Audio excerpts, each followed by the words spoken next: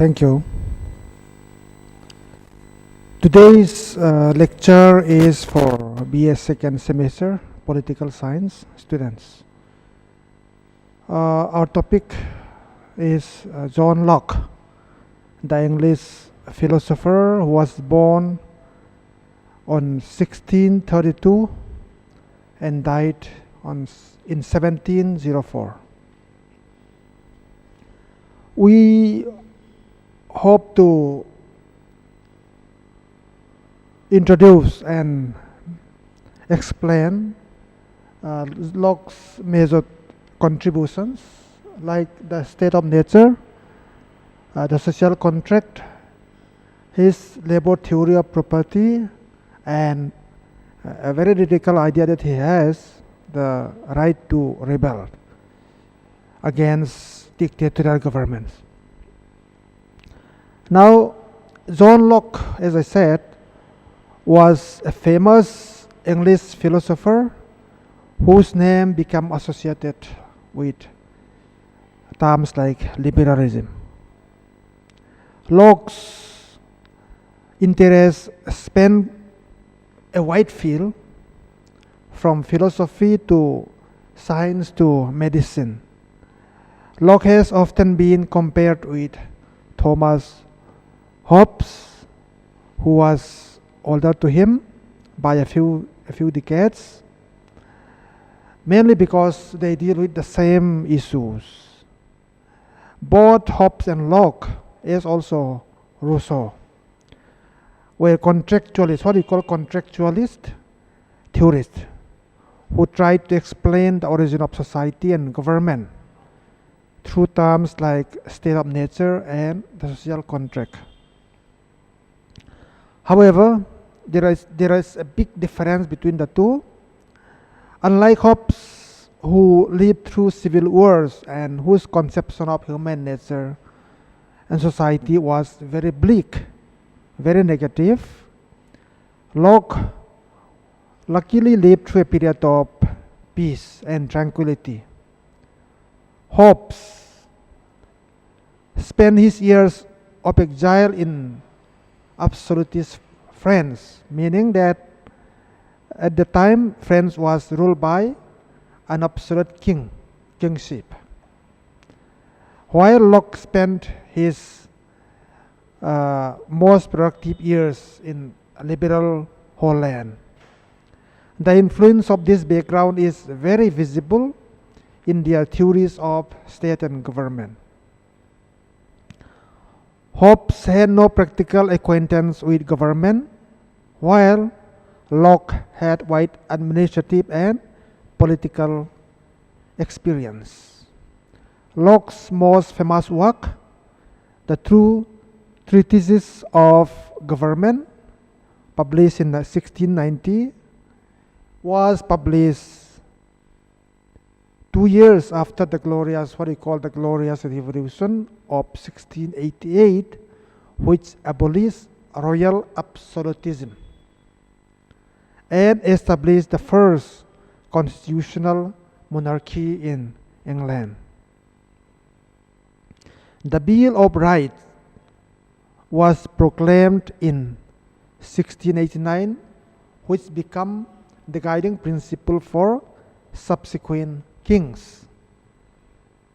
The two treatises of government exemplifies the spirit of this rational liberalism as found in the Bill of Rights. Now, as I said, Locke and Hobbes, they came from very different background, and their conception of human nature is also very different. In politics, we call them, we can say that Hobbes is an example of what we call realist thinkers, and Locke represents a liberal tradition in that regard. Realists believe that the world is bad, men are bad innately, by nature they are bad. They we have to accept as they are, as bad people, prone to conflict. So you have to accept that. That is what you call. That's why you call it a realist. For liberals, however, human nature is not so bad, not so negative.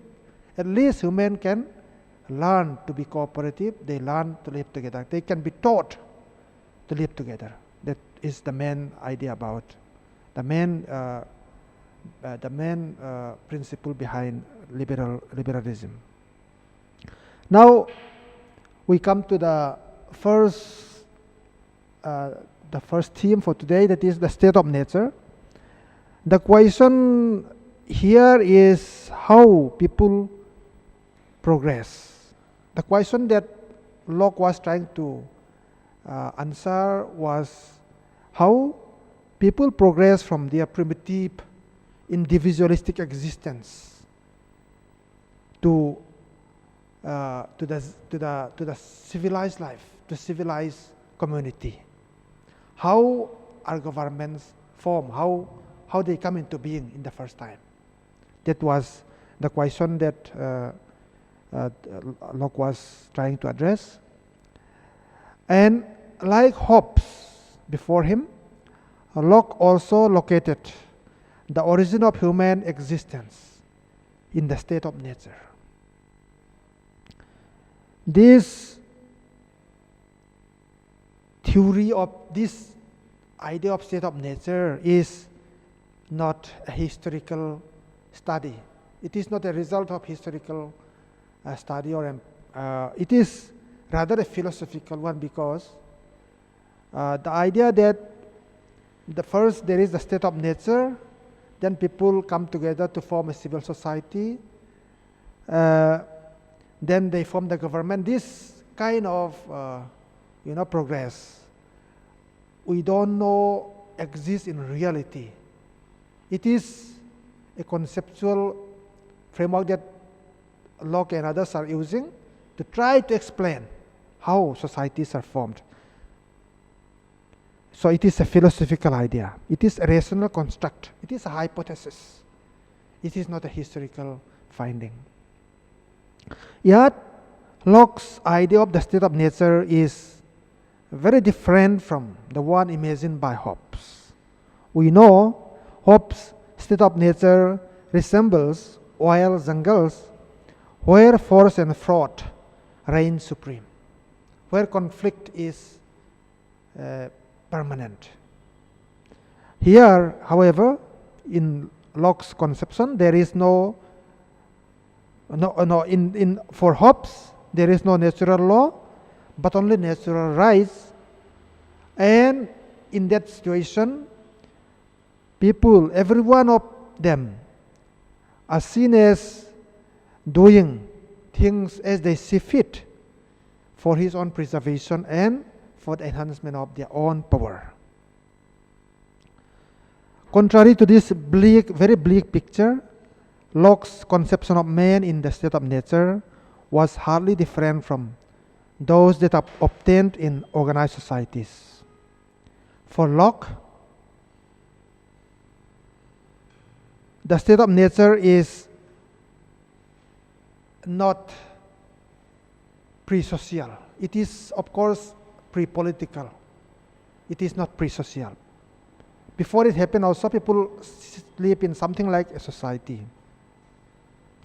In Locke's state of nature, there is a law of nature which obliges everyone, and reason, which is that law, teaches all mankind that, being all equal and independent, no one ought to harm another in his life, health, liberty, or possession.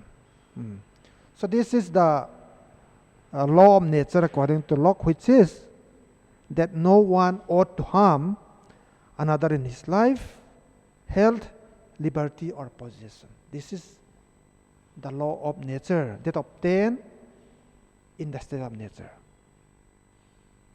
Here, the law of nature, through reason, defines what is right and wrong. If a violation of the law of nature occurs, then the violators may be punished by anyone. it becomes the duty or obligation of anyone concerned. Everyone can do it, the punishing, because there is no law yet. Since there is no neutral and commonly accepted judge, the injured party is authorized to be judged in his own case and to execute the judgment against the culprits. So this is, in fact, not very different from Hobbes, even though Locke explained it in a more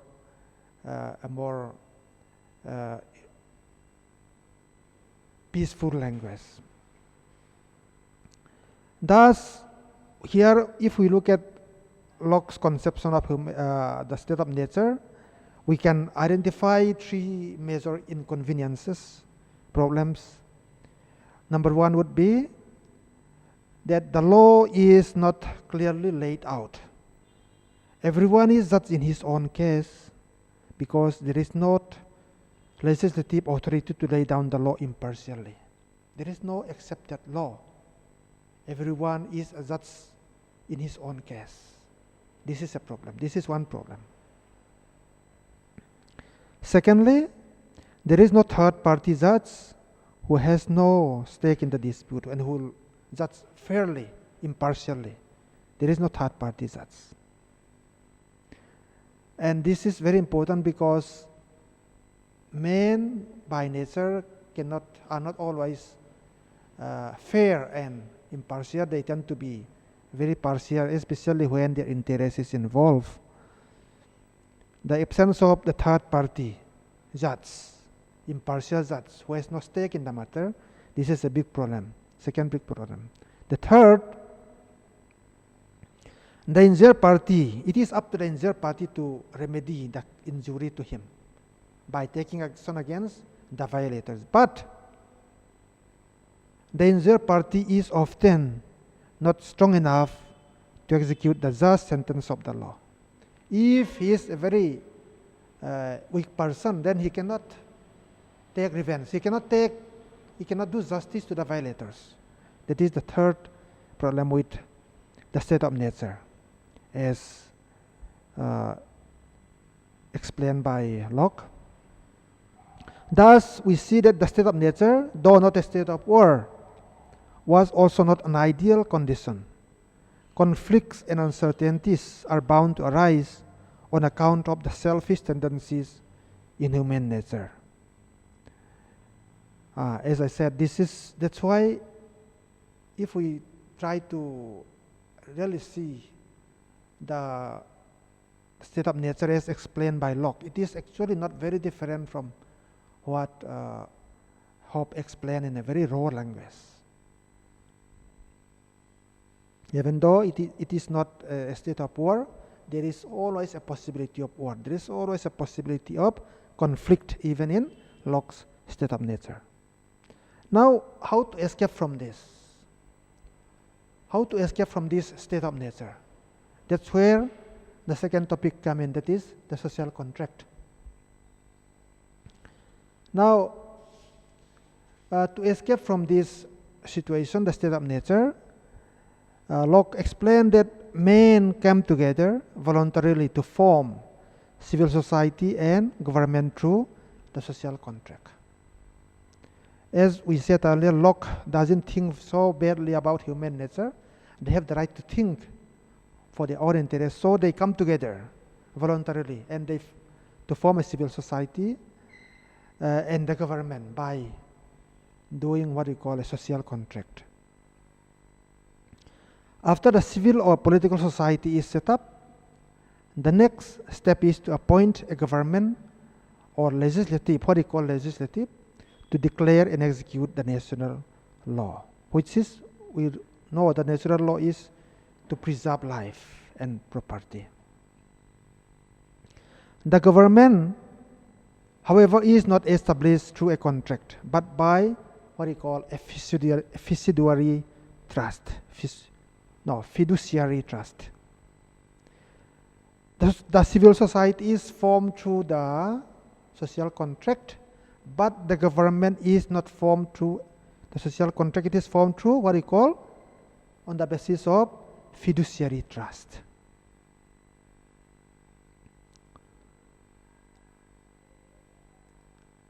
Ordinarily, there are three parties to a trust, fiduciary trust. There are three parties to a trust. Number one is the truster, who creates the trust. Number two is the trustee, who is charged with the administration of the trust. And the last one is the beneficiary, in whose interest the trust was created. However, Locke conceives of only two parties to the trust. They are the people who are both the truster and the beneficiary, and the legislature, who is the trustee. This is very radical. They form the people. They are the truster, the one who create the trust. In their own interest, the beneficiary are themselves, and the instrument to get that beneficiary is the government, that is the legislative. This is very radical. If we see how radical it is, in the divine right theory of rights, in the divine right theory of kingship, we can say, only the ruler has rights. In the theory, in the literal theory of contract, both the people and the government have rights. In Locke's conception of the government as a trust, only the people have rights. So this is very radical. Only the people have rights, according to Locke.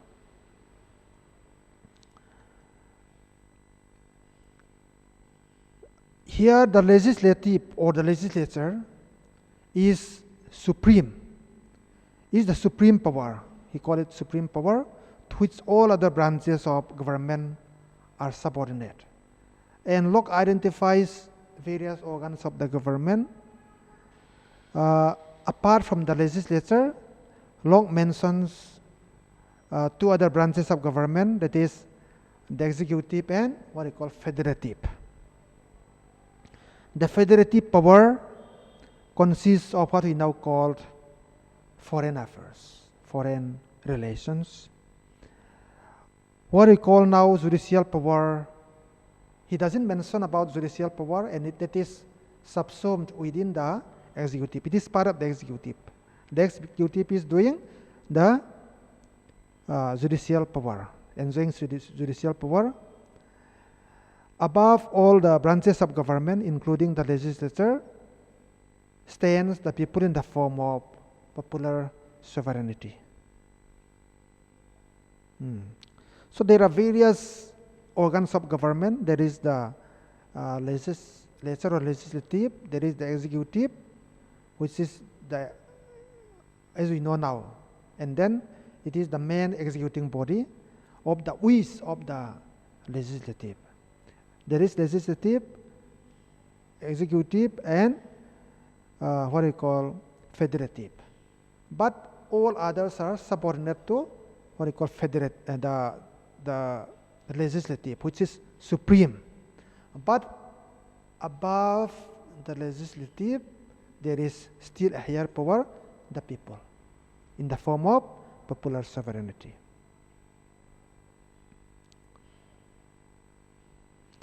Now, as we said just now, Locke conceives of the institution of the legislature as a fiduciary power. Locke's legislative is constrained. The power is limited by the following. Number one, Locke's legislative, it exists for the common good. It exists for the common good. That is, for the preservation of life, property, and freedom, and the law must apply to everyone equally.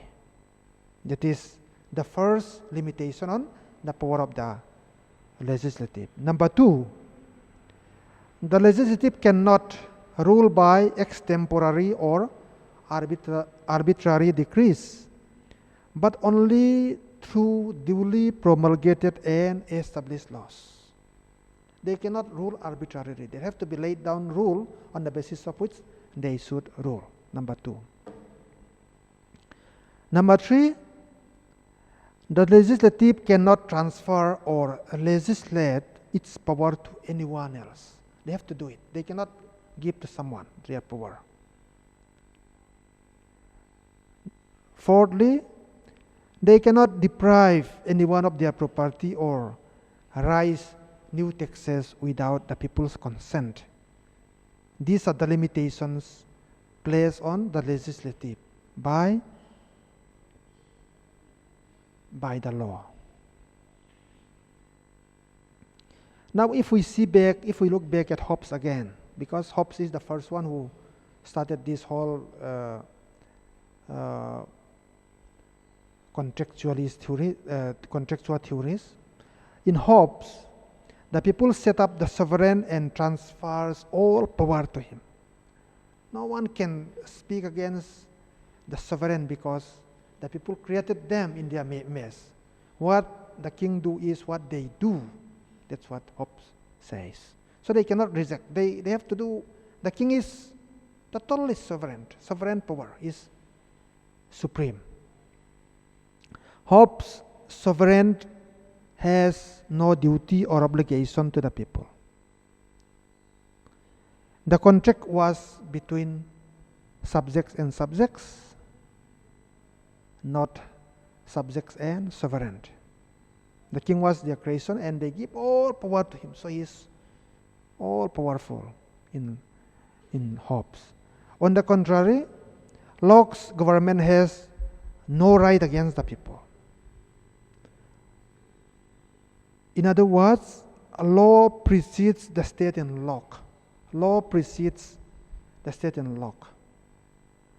That means there was already a law before government came into being. Government cannot touch that law in Locke. But in Hobbes, there was no prior law. Only government, the sovereign, created the law. Hobbes makes the sovereign all-powerful Leviathan. He called it Leviathan, powerful. But for Locke, the government is simply an instrument of the people to realize their own goal of preservation of freedom and protection of life and property. So this is about the social contract. From the state of nature, they come to the social contract, and this is the bare idea, the main thing about the social contract. Now we come to one very important contribution by Locke on the issue of private property. The question is, on what basis can people claim something to be their property? What is the justification for claiming something to be someone's property? That was the question that Locke was trying to answer here. Locke is the author of the what we call labor theory of value or property. Labor theory. Right to property, we know, precedes the state in Locke. For Locke, right to property was already existing before the state came into being. And the state has to respect that one. It was to preserve life, liberty, and property. That was the purpose of the state. The state was created to preserve life, liberty, and property. According to Locke, labor creates property. Labor creates private property. Man creates property by mixing their labor with the objects of nature. Mixing the labor, my labor, with nature, natural objects. That means if I dig the earth and plant trees, the plant that come, I can claim as my own because I am mixing that earth with my labor.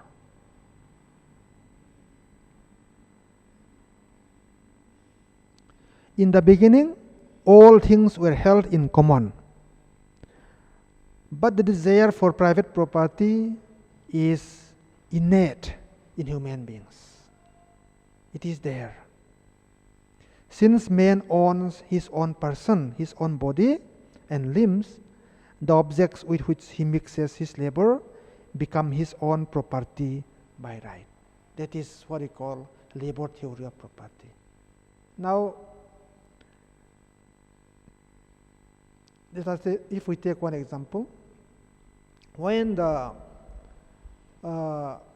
European explorers, they first arrive in Australia, they come by ship and then they get off the ship and then they saw people, the Aborigine people, the native people of Australia, roaming here and there, they said.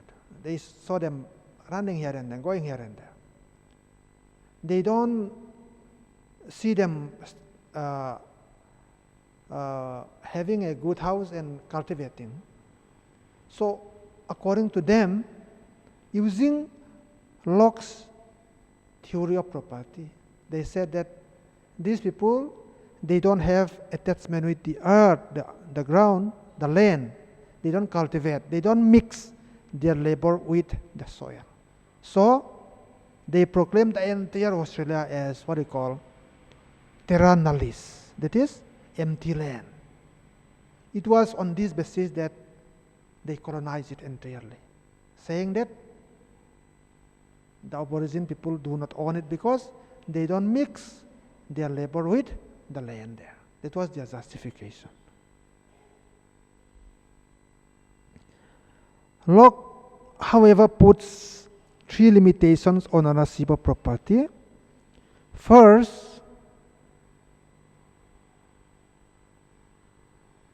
there is what we call labor limitation, which means that one can appropriate only that much of common resources with which he has mixed his labor.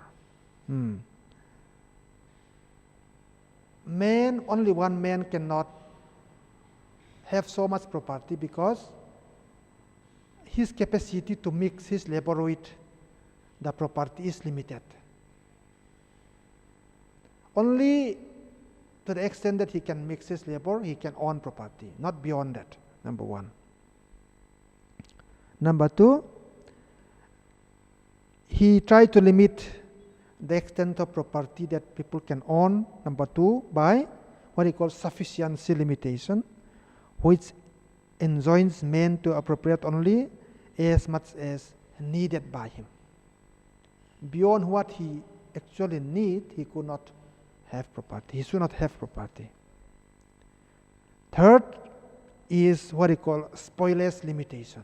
That is, he cannot simply have property that will get spoiled due to non-use, due to excess or non-use. Spoilers is not good. So, then man cannot accumulate property just if it is going to be spoiled in the process. Critics said that these limitations, after money came into being, for example, labor limitation, people can now hire people to work for them. So it is not just their labor that they own, they own the labor of others also for themselves. So these limitations are now very much made complex by the use of money these days. And also, non-spoilers principle is also become sort of redundant because of money again. Because people can store their property not as they are, but they convert them into money. They exchange them for money and keep the money. There is no spoilers of money. So these limitations, people said that, some critics said that these limitations have become redundant. Now the last point, we come to the last point, that is the right to rebuild. Right to rebel. This is, we can say, one of the biggest contribution made by Locke in terms of government power, limitation placed on government power. The great contribution of Locke is to introduce the idea of the right to rebel against oppressive governments. Before Locke, theories of disobedience usually contained an element of apology when it comes to justifying resistance to authority. Locke reversed the position by declaring the arbitrary ruler as an outcast and rebel against the law. Earlier, when theorists talk about resisting oppressive government, they are sort of apologetic. But Locke turned it upside down and said that it is actually the oppressive ruler who should be apologetic, who should be on the defensive, and not the other way around.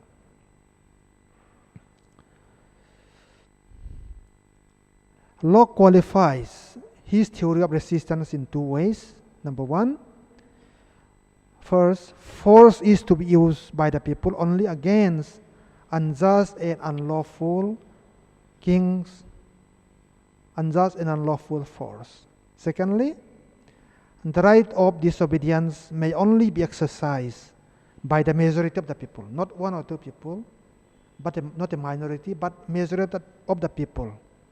When they together think that the government is oppressing them, only they can resort to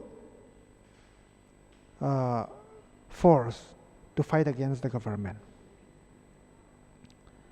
Locke's insistence that there is a higher law above the law of the state means that obedience to the law is a high but not the highest civic virtue. Critics said that this right to rebel may provoke frequent rebellions. But according to Locke, when people are made miserable by bad rulers, people will rebel anyway, be they under any form of government. Even if they are under a king who claims to be a divine origin, very powerful. If they rule badly, the people will rebel. It is in their nature to rebel against such government. So, there is nothing that can be done against this. That's what Locke is saying. Then,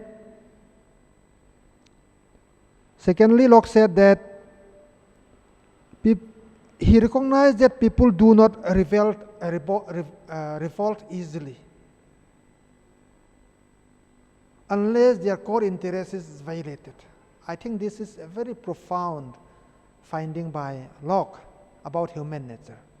People, they mainly, usually, even now also, we are preoccupied with our own existence, our own daily bread, our own needs. We hardly have the time to speak against or fight against unjust governments. When it becomes totally unacceptable, totally bad, only then people rise up. That's what he said. I think this is even very true even today also. Thirdly, in fact, government by consent coupled with the right of the people to rebel, he said, is the best fence against rebellion. The critics are saying that if we give the people the right to rebel against unjust government, then they are going to rebel frequently. But Locke is actually saying that, in fact, if we give them the right to rebel, and if we give them the channel to air their grievances, then it will prevent rebellion. The right to rebel will prevent rebellion. That's what he said. The more the channels of free communication and consent are maintained in the society, the less the need for revolution. I think this is also very profound and very true even today. Yes, Locke was proved right. The British and American systems of government, based on the Lockean recognition of the right to rebel proved the most enduring and powerful political societies. On the contrary, where the right to revolution has been rejected in the name of order and stability, the political results have been coups, blood purges, etc. We know even in our neighborhood also, when there is, say, martial law or dictatorships, then coups become very common. We have a democracy in India and we don't have revolutions.